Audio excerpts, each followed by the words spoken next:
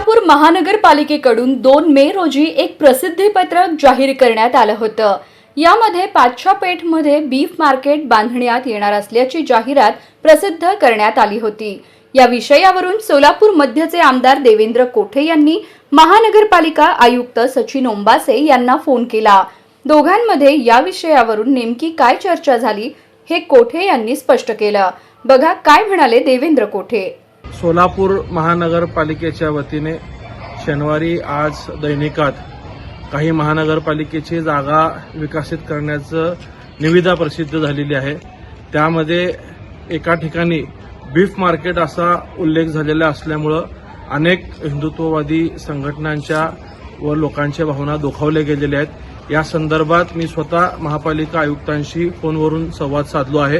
त्यांनी याबाबतली भूमिका स्पष्ट केलेली आहे की ते नजर चुकीने बीफ असा उल्लेख झालेला आहे, त्या जागेला पूर्वी बीफ मार्केट असं संबोधलं जायचं, त्या अनुषंगाने त्याचं टायपिंग त्या ठिकाणी बीफ मार्केट म्हणून झालेलं आहे। महानगरपालिकेच्या वतीने कुठल्याही प्रकारचं बीफचं मार्केट त्या ठिकाणी केलं जाणार नाही असं स्पष्ट आश्वासन महापालिका आयुक्तांनी दिलेलं आहे व त्या संदर्भातलं शुद्धीपत्रक देखील महापालिका लवकरच काढेल असं महापालिका आयुक्तांनी आज सांगितलेलं आहे।